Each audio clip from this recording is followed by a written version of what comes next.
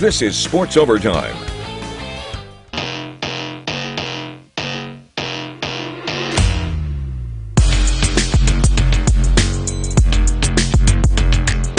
Yeah, it's awesome. We have banners in our team rooms of all the teams that made it to the state finals, and I told them, I said, you get a banner this year, you get to determine what's on the bottom of it though, so now this one gets to say state champs, and that's pretty neat.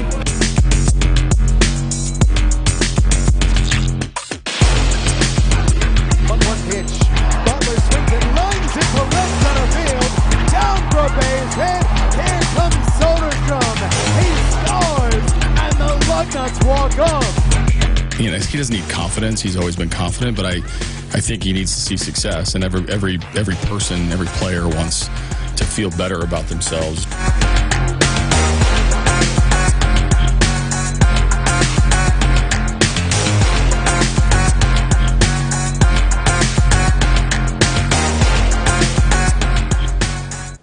Oh, welcome into another episode of Sports Overtime. Thank you, as always, for joining us. And a happy Father's Day to all the dads and father figures in your life. The Detroit Tigers had a grown man win in yesterday's game against the Texas Rangers. Not only did they win 14-7, but they also tallied 19 hits in the win. It was also the debut of the Tigers' #1 prospect, Riley Green, who got 2 hits and 2 walks in his stellar first game. Green went 0 for 2 from the plate today, but he got another 2 walks, which are always crucial when putting up some big runs. And Robbie Grossman got his first home run of the season yesterday. The first pitch he saw today was a little bit of deja vu. And this time, a 3-run shot over the right field wall, giving the Tigers a 3-1 lead. But the Rangers would tie things up in the top of the 5th, so bottom of the 5th called for an answer. And the bases loaded, Spencer Torkelson just gets enough bat on it. That'll drop for a hit, bringing Harold Castro home from third. Javi Baez trying to do what Harold did, and he beats the tag to take a 2-run lead. The Tigers bullpen would hold the Rangers to only 3 runs, as the Tigers would go on to win it 7-3 the final, ending the homestand in a victory.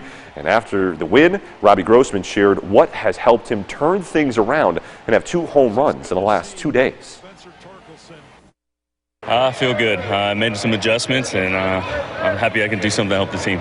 What turned the corner for the team over the last couple of days, if I can ask you that? I mean, we've played good ball. We pitched it, we've fielded it, and we've hit it. So we can keep this going, and it feels good to win. You know, he doesn't need confidence. He's always been confident, but I think he needs to see success. And every person, every player wants to feel better about themselves. You take a couple good swings in some big moments, especially the 3-run homer today. That's kind of what it is. But there's a couple tweaks I'm not going to tell you about. Oh, now to some professional baseball right here in the capital city. The Lansing Lug Nuts have been hosting the Fort Wayne Tin Caps this entire week, and the Luggies were struggling through the series coming into Saturday night's showdown. We jump to the bottom of the 9th with a runner on first in a 1-run game, and Tyler Soderstrom finds a pitch he likes and sends it into deep right field. That'll bounce off the wall as a run comes home to tie the game at 5, and Soderstrom ends up at third with an RBI triple. And the very next batter, Lawrence Butler, the 6'3" slugger, just needs to bring Soderstrom home to win it, and he bloops one into deep left field. That'll get down as the Lug Nuts walked it off to win it 6-5. A beautiful way to use the force at the end of Star Wars night at the ballpark. As for today's game, well, it was a fun Father's Day for Fort Wayne, but definitely a day to forget for the Luggies as they lost 14-0. They're going to be back at Jackson Field on Tuesday night to start a brand new series against the Beloit Skycarp. From Jackson Field over to Eastern High School, where the Lansing Common Football Club was playing a game against Cedars FC on Saturday, when at the end of the game, some Common fans said some racist comments to a Cedars FC player. Now, the game being on the eve of Juneteenth made the timing of this incident a little too perfect. The Common released a statement Saturday night saying that they have spoken with the Cedars FC player who was subject to the abuse and sincerely regret what he went through.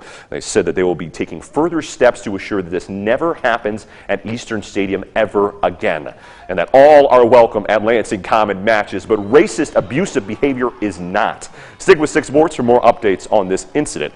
And Lansing Common also released this video to honor Juneteenth. With Juneteenth, that basically just initiated like a new life. We had a game last weekend that was commemorating Juneteenth. celebrating the holiday, and Lansing Common has promoted it on social media, trying to make as many people aware of it as possible, because it's important to our history as a country.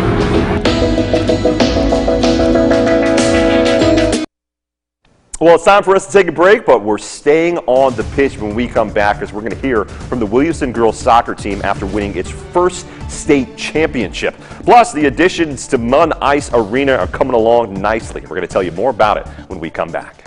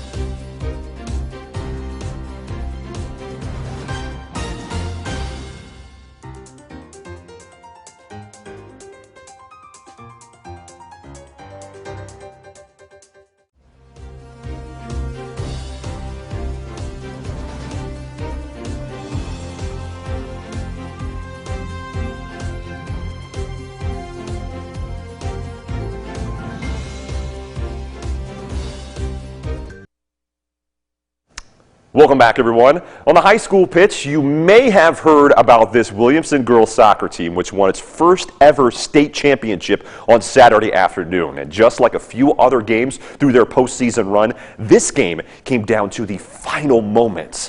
The Hornets were ready to get a shot at Unity Christian, who spoiled their last two appearances in state championship games. And it was tied at 1 in the second half when Ava Lutke sent one home to take a one-goal lead for Unity.